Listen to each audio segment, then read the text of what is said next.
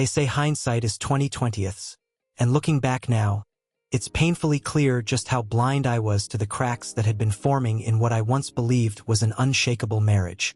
Megan and I had met back in college, and our story felt like something straight out of a romantic movie. We built a life together that most people could only envy, complete with a cozy home in the suburbs, steady jobs, mine in IT and hers in marketing, and a circle of friends who often said we were the couple everyone aspired to be like. On the surface, it looked perfect, but perfection has a nasty way of hiding deep flaws, and I didn't see them until it was too late. At first, it was subtle, the kind of changes you could almost dismiss if you weren't paying attention. Megan seemed more independent, but not in a positive, empowering way. It wasn't the kind of independence that meant personal growth or new accomplishments. Instead, it felt like she was quietly pulling away from me. She'd skip waiting for me to eat dinner together, brushing it off with excuses about being too busy. She started hanging out with people I'd never met, and whenever I asked about them, she'd laugh it off, dodging my questions like they didn't matter. Our conversations, which used to be filled with shared dreams, inside jokes, and meaningful talks, started feeling cold, like we were just discussing logistics instead of connecting on a deeper level. When I brought it up, she waved it off like I was imagining things. "You're overthinking, Michael. Everyone needs a little space," she'd say with that breezy smile of hers, as if my concerns were nothing more than a passing cloud. I wanted to believe her. I mean, who wants to admit that their marriage might be unraveling? So I pushed those uneasy feelings down and tried to convince myself it was all in my head. But then came a night, maybe 3 months before everything fell apart, when I couldn't ignore it anymore. Megan was on the couch, her face lit up by her phone screen, smiling at something or someone. When I asked her what was so funny, she quickly locked her phone and shrugged. "Just memes," she said casually, but the way she avoided my eyes told a different story. I could have pressed her on it, but I didn't. Instead, I told myself that marriages go through ups and downs, that this was just one of those rough patches. The lies we tell ourselves can be so convincing, can't they? Then came the bombshell. It was a Saturday afternoon, and we were having lunch at some trendy little cafe downtown. A spot Megan had been unusually insistent we try. She was in high spirits that day, almost glowing with excitement, and I let myself believe, foolishly, that maybe we were turning a corner. Maybe this was the start of us finding our way back to each other. Halfway through the meal, she leaned back in her chair, sipped her wine, and dropped it. "I've been thinking," she started, her tone light and casual, like she was about to suggest a weekend getaway. "Maybe we should try an open marriage." I froze, my fork hovering midair. "What?" I finally managed to get out, not sure if I'd misheard her. "You know," she said, waving her hand like it was the most normal idea in the world, "we've been together for so long. It's natural to want to explore other experiences. I think it could be good for us." For a moment, I couldn't speak. My brain was racing, trying to make sense of the words that had just come out of her mouth. This didn't feel like the Megan I'd married, the woman who used to laugh at my terrible jokes, hold my hand when we watched thunderstorms roll in, or talk about growing old together. When I finally found my voice, it came out shaky. "Are you saying you want to cheat on me?" She laughed, but not the kind of laugh that makes you feel warm inside. It was sharp, dismissive, and it hit me like a slap. "It's not cheating if we both agree to it," she said, her voice taking on an edge of exasperation. "Besides, no one owns anyone, Michael. I'm my own person, and so are you." Her words felt like a punch to the gut. Ownership? That's what she thought I meant? As if I saw her as a possession instead of my partner. I wanted to yell, to demand how she could reduce our marriage to something so shallow and transactional. But instead, I just sat there, staring at the woman across from me, who suddenly felt like a stranger. When I didn't respond, she leaned forward, her tone softening as if she were trying to sell me on some trendy new lifestyle. "Think about it," she said. "It could be freeing. We'd still have each other, but without the pressure. It's what a lot of modern couples are doing these days." Her phone buzzed, and she glanced down at the screen, her lips curling into a small, almost secretive smile before she silenced it. The gesture didn't escape my notice. nor did the fact that she tried to hide that smile. It wasn't just an open marriage she was proposing. No, someone else was already in the picture. She wasn't asking for permission to try something new. She was asking me to turn a blind eye to what she'd already started. That night, I barely got a wink of sleep. Megan acted like the conversation hadn't even happened, casually scrolling through her phone in bed while I lay there staring at the ceiling, my mind racing. The woman I loved, the one I had built my entire world around, was gone. In her place was a stranger, someone who saw our marriage as nothing more than a roadblock to her freedom. The cracks in our relationship weren't just cracks anymore. They were gaping fissures, and the entire foundation was crumbling beneath us. Deep down, I knew no amount of love, effort, or wishful thinking could fix it. The days that followed her revelation felt endless. Megan seemed indifferent, as if her suggestion had been no more significant than choosing a new paint color for the walls. Meanwhile, I was drowning in a relentless cycle of anger, heartbreak, and disbelief. Every moment near her felt suffocating. Her smiles seemed rehearsed, her touches empty. The woman I thought I knew had become a stranger wearing her face. But what ultimately broke me wasn't just her words. It was what her actions revealed when I decided to stop being passive and finally start paying attention. It began with her phone. For years, I had respected her privacy, believing that trust was the bedrock of a strong marriage. But trust only works when it's mutual, and Megan had shattered ours beyond repair. One evening, when she left her phone charging in the kitchen and went to take a shower, I made my move.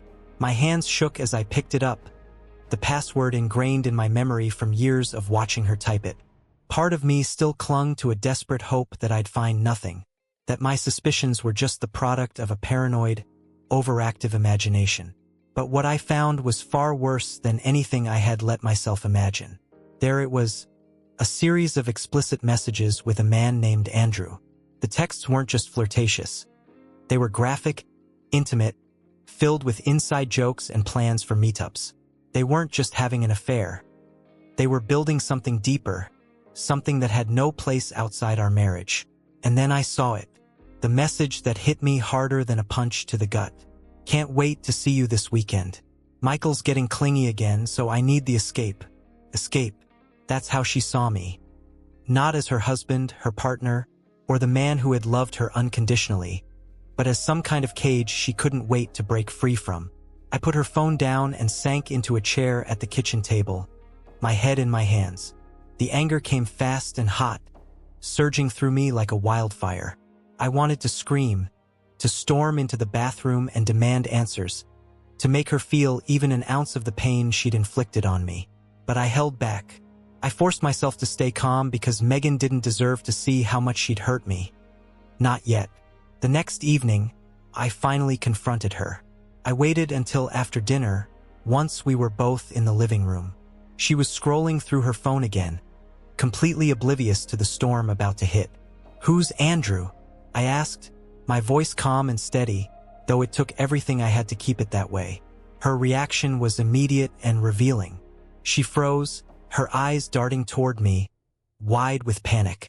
For a split second, the truth was written all over her face. But just as quickly, she composed herself, pretending to be confused.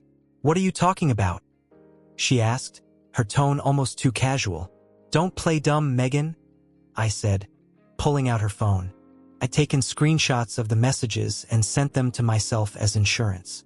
"I know everything. The texts, the meetups, the lies. So stop pretending and just admit it." Her face hardened, and for a moment I thought she might apologize, or at least try to explain. But instead, she doubled down, her expression shifting into something cold and unrepentant. "So what?" she snapped, crossing her arms defensively. "You're not my owner, Michael. I'm allowed to have my own life." "Your own life?"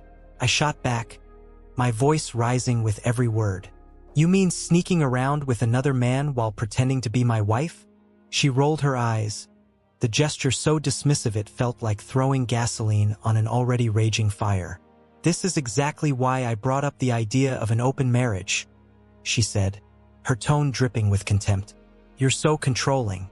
You act like just because we're married, I owe you something. Newsflash, Michael. I'm not your property. Her words weren't just hurtful. They were mocking, each one cutting deeper than the last. This wasn't just a betrayal. It was her standing there, unapologetic, acting like she was the victim in all of this. I gave you everything, I said, my voice breaking despite my desperate effort to keep it steady. I trusted you. I built a life with you. And this is how you repay me. She shrugged, leaning back against the couch like none of this was a big deal. Maybe you should have been paying more attention.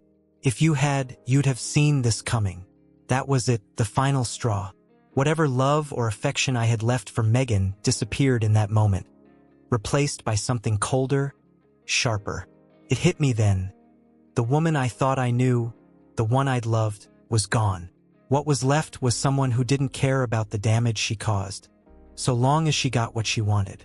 I want a divorce, I said, my voice firm and cutting through the air like a blade. For the first time, she seemed caught off guard. Her eyes widened slightly. What? You heard me? I said, standing up. I'm done. You wanted your freedom? Fine. Enjoy it, Megan. She scoffed, her tone dripping with arrogance. You're being ridiculous. People have affairs all the time. It's not a big deal. It's a big deal to me. I shot back, my voice steady and resolute. I'm not staying in a marriage where I'm treated like an afterthought. For a brief moment, I thought I saw something flicker in her eyes. Maybe fear, maybe regret. But she quickly masked it with her usual smugness. Fine, she said with a shrug, her tone cold and dismissive. You're making a mistake, Michael. You'll regret this. I didn't respond. I just walked out of the room, leaving her there to sit with the weight of her own choices. Filing for divorce wasn't easy. Untangling years of shared finances, property, and memories felt like peeling back layers of a life I'd spent so much time building. But it was necessary. Megan barely put up a fight during the proceedings, too distracted by her new life to care about what she was losing. When the papers were finalized, I walked out of the courthouse feeling a strange mix of emotions. There was sadness, a sense of relief, and an undercurrent of anger I couldn't shake. That anger simmered quietly, waiting for purpose.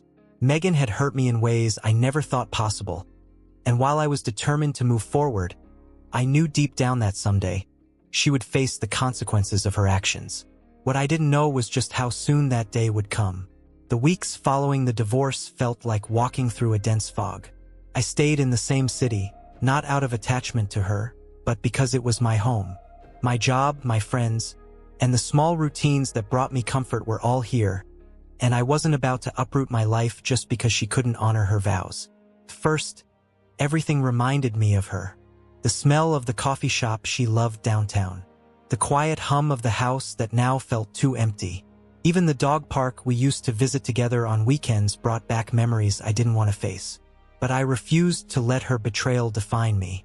I threw myself into work, taking on extra projects and focusing on areas of my life I'd neglected while trying to salvage a marriage that was already doomed. Around this time, I started hearing bits and pieces about Megan through mutual friends and acquaintances. I avoided her and her social circle like the plague, but the city wasn't big enough to block out the rumors entirely. Word got around that she'd moved in with someone. Probably Andrew, though I didn't care enough to confirm. From what I heard, their relationship was rocky at best. Apparently, she'd been hitting the party scene hard, diving headfirst into the kind of lifestyle that looked glamorous on the outside but screamed instability underneath. One day during lunch, a coworker leaned in with a grin, clearly relishing the gossip. Saw your ex last week at that new club on 5th, he said. Looked like she was completely out of it. I gave a casual shrug, pretending not to care, but deep down, his words sparked a twisted sense of satisfaction. Megan had craved freedom, and now it seemed like she was drowning in it. From what I was hearing, her so-called carefree life was spiraling out of control. Whispers about her erratic behavior, constant need for attention, and the sketchy crowd she'd fallen in with seemed to follow her everywhere. First, I tried to block it all out. Whatever mess Megan had gotten herself into wasn't my problem anymore. and I had no intention of letting her drama drag me back into her orbit. But the more her name came up, the harder it became to ignore. It seemed to haunt casual conversations, float through whispers at the bar, and even show up in a local news report about a drug-related altercation at one of her usual hangouts. Still, I kept my distance until fate decided otherwise. It was a crisp fall afternoon, and I was grabbing a coffee at my favorite spot downtown. Just as I stepped out of the cafe, I spotted her. Megan was standing on the corner, arguing heatedly with a man I didn't recognize. Her once polished look was gone. Her hair, typically styled to perfection, hung limp and messy around her face, and her clothes looked like they'd been thrown on in a rush. I ducked back inside, keeping out of sight, but I couldn't look away. From where I stood, I could see the argument escalating.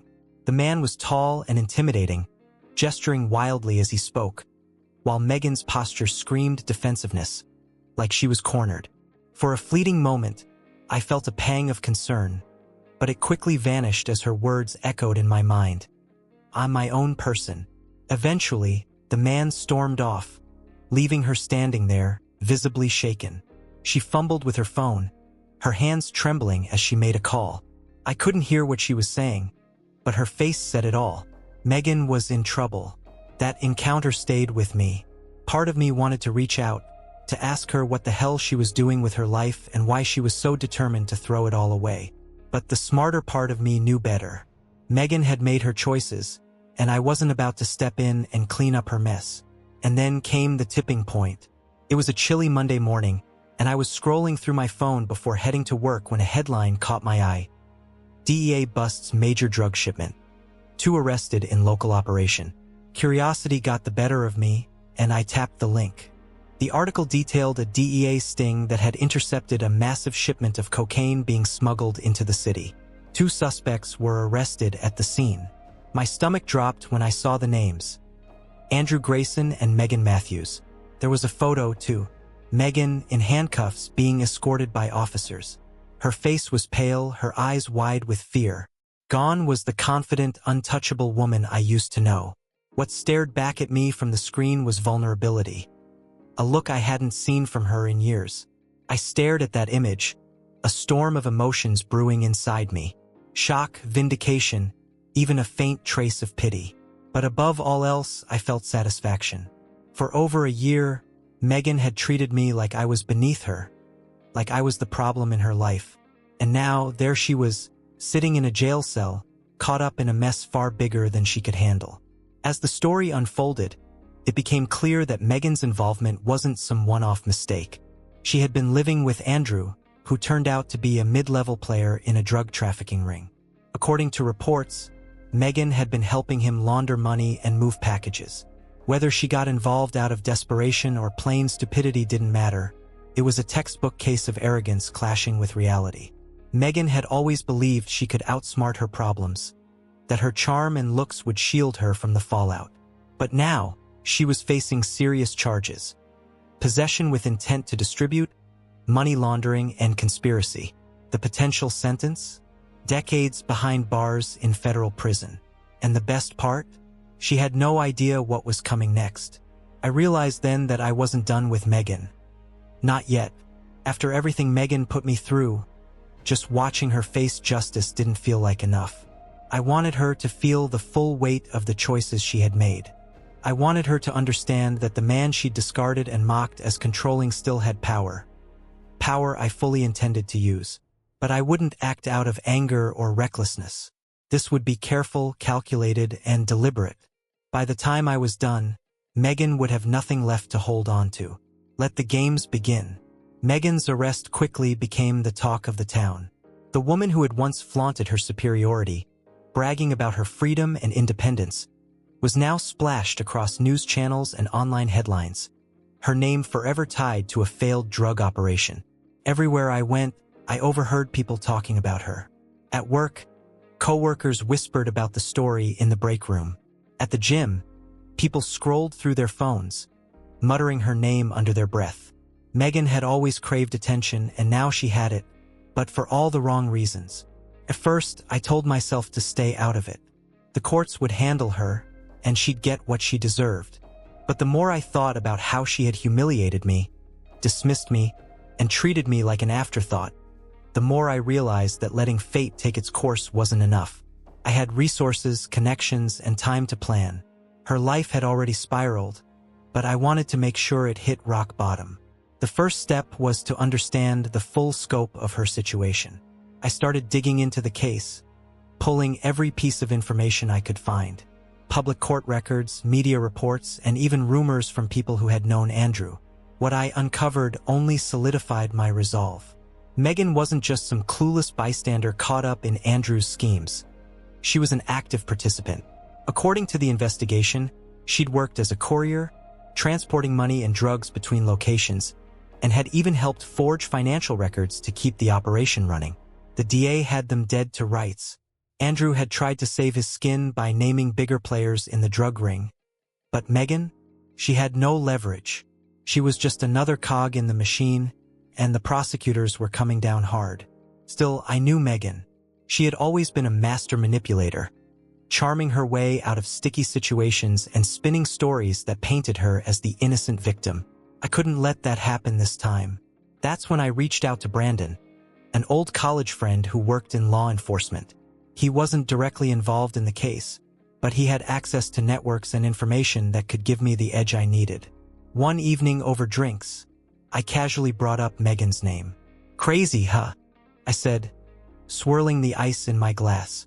"Never thought I'd see her face on the news." Brandon smirked. "Yeah, I saw that. She really screwed up." "What's the word on the case?" I asked, keeping my tone light. "Think she's got a chance of getting out of this?" Brandon shook his head. "Not likely. The DA's got a strong case. But, these things can swing if she gets a good defense attorney. She's claiming she didn't know what was going on, saying Andrew manipulated her. Classic play." I nodded, filing the information away. Megan was already trying to worm her way out of accountability, painting herself as some naive pawn. I couldn't let her succeed, not this time. The second step was making sure the prosecutors had everything they needed to bury her. I went through the evidence I still had from our marriage, financial records, old emails, even snippets of conversations where Megan had casually mentioned bending the rules to get ahead at work. She'd always been a risk-taker, flirting with unethical practices when it suited her. I organized everything, carefully removing any trace that it came from me, and anonymously sent it to the DEA's tip line. But I wasn't done yet. I reached out to a few of Megan's old friends, people she'd burned bridges with over the years. One of them, a woman named Michelle, was more than eager to share stories of Megan's reckless behavior. Michelle didn't hold back, recounting an incident where Megan had openly bragged about moving stuff for Andrew. The pieces were falling into place, and Megan's web of lies was unraveling. This time, there would be no escaping the consequences. I encouraged Michelle to share her story with the authorities, framing it as her civic duty. It didn't take much convincing. She was more than willing to see Megan face the consequences of her reckless choices. Weeks passed, and Megan's situation went from bad to worse. Local news outlets reported on new evidence submitted to the case. Financial discrepancies, corroborating witness statements, and even a damning photo of Megan handing off a package in a dimly lit parking lot. Her weak, I didn't know defense was crumbling under the weight of it all. I kept tabs on the trial, combing through public records and news coverage. Every time Megan's name was mentioned, it was tied to something incriminating. A fresh piece of evidence, a new charge, or another blow to her already failing defense. Her lawyer attempted to paint her as a victim, coerced by Andrew into participating, but the prosecution dismantled that narrative with overwhelming proof of her active involvement. The final nail in the coffin came during the trial itself. A former associate of Andrew's testified that not only had Megan been fully aware of the drug shipments, but she had also suggested strategies to avoid detection. The courtroom reportedly gasped at the revelation, and when I read the transcript, I couldn't help but smile. Megan, the woman who once boasted about being too clever to get caught in anything, was now being portrayed as a willing and eager accomplice. The sentencing hearing was broadcast live, and I watched it unfold from the comfort of my living room. Megan sat at the defense table, her face pale and gaunt, a shadow of the confident, arrogant woman I once knew. The judge didn't mince words. When he handed down a 25-year federal prison sentence without the possibility of parole, the weight of it visibly crushed her. For the first time, I saw genuine fear in her eyes. As the guards led her out of the courtroom, Megan glanced toward the gallery, her eyes scanning the room for someone, anyone, who might offer her support or comfort. But there was no one. She had burned too many bridges, left too much destruction in her wake. Now, she was utterly alone, left to face the consequences of her choices. That night, I poured myself a drink and sat on the back porch, staring at the city lights. For the first time in years, I felt a deep sense of peace. Megan had taken so much from me. My trust, my dignity, my sense of security. But now the scales had finally tipped. She was exactly where she belonged, and I had my life back. It wasn't about revenge anymore. It was about closure. I raised my glass to the night sky, silently vowing to never let anyone like Megan take anything from me again. Megan's sentencing marked the end of one chapter in my life and the beginning of another. Watching her arrogance and betrayal come full circle was undeniably satisfying. But it wasn't just the punishment that brought me peace. It was the freedom to finally move on. Her downfall was a stark reminder of how far I'd come since the day she shattered our marriage. Still, there was a poetic irony I couldn't ignore. Megan had spent so much time demanding freedom. Freedom from me, from commitment, from the rules of a traditional relationship. She'd mocked me, dismissed my pain, and flaunted her reckless behavior as though she were untouchable. And now, that same freedom she fought so hard for had been stripped away, reduced to a 6x8 prison cell. The irony wasn't lost on me. After her sentencing, Megan's name gradually faded from the public eye. The media moved on to new stories, and the town gossip finally quieted down. But I wasn't quite ready to close the book on her just yet. There was one last thing I needed to do, not for her but for myself. I started by visiting the courthouse to comb through the public records from her trial. Among the files was a full list of her assets, all of which were being liquidated to cover her legal fees and restitution. The house she'd shared with Andrew, her car, her jewelry, everything was being auctioned off. It was a cold, sobering reminder of just how far she had fallen. Then, I made a decision that surprised even me. I bought one of her auctioned items. It was a small, unassuming painting that once hung in our living room. It didn't carry much monetary value, but its sentimental weight was undeniable. We had picked it out together during the early days of our marriage, back when love was fresh and everything felt full of promise. But reclaiming it wasn't about clinging to old memories or trying to relive the past. It was about taking back something she had tried to strip from me. That painting had come to symbolize the life I thought we were building together. By bringing it back into my hands, I reminded myself that I had survived her betrayal and emerged stronger for it. In the weeks that followed, I fell back into the rhythm of my life. Work was steady and fulfilling, and I even started seeing someone. A woman named Grace whom I met at a networking event. She was nothing like Megan. Grace was grounded, kind, and straightforward, the kind of person who appreciated honesty and mutual respect above all else. At first, I didn't tell her much about Megan. There was no need to bring that baggage into something new. But as time went on, and our connection deepened, I found myself opening up, sharing pieces of my past with her. Grace listened without judgment, her calm demeanor a refreshing contrast to Megan's fiery arrogance. "You've been through a lot," she said one evening as we lingered over dinner. "But it sounds like you handled it with grace." I couldn't help but laugh at the unintentional wordplay. Grace might be stretching it a bit, I admitted. There were definitely moments when I didn't handle it so well. She smiled softly and reached for my hand. "Well, you're here now. That's what matters." In that moment, it hit me just how far I'd come. Megan's betrayal had once shattered me, but it hadn't defined me. I had rebuilt my life, found happiness again, and most importantly, I'd learned to trust myself. Megan might still be trapped in the wreckage of her choices, but I was free. Months after Megan's sentencing, I received an unexpected letter in the mail. It was from her, a handwritten note sent from prison. Seeing her familiar handwriting made my chest tighten, but curiosity won out, and I opened it. The contents were exactly what I expected. A blend of regret, self-pity, and subtle manipulation. Megan apologized for everything that had happened, though she carefully avoided taking full responsibility. She blamed Andrew for pulling her into his criminal world, criticized the justice system for being unfairly harsh, and even found a way to blame me, claiming I hadn't understood her need for independence. But what struck me most was the final paragraph. I hope you can forgive me. I don't expect you to help me, but knowing you don't hate me would mean a lot. You were a good man, Michael, even if I didn't see it at the time. I folded the letter and set it aside. Forgiveness? Maybe one day I'd get there. But not yet. Her apology felt hollow, more about easing her own guilt than genuinely making amends.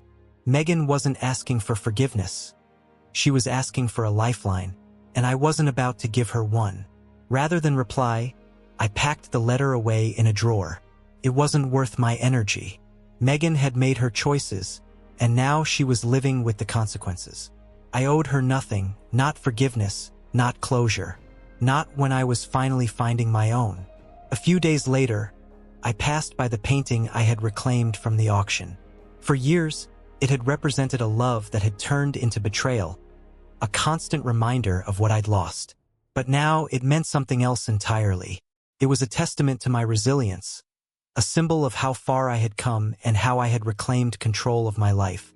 Megan had rewritten the rules of our marriage, treating me as collateral damage in her pursuit of freedom. But in the end, she was the one who lost everything. And I was finally free, truly free, for the first time in years. I turned away from the painting and walked out of the room, leaving the past behind me where it belonged.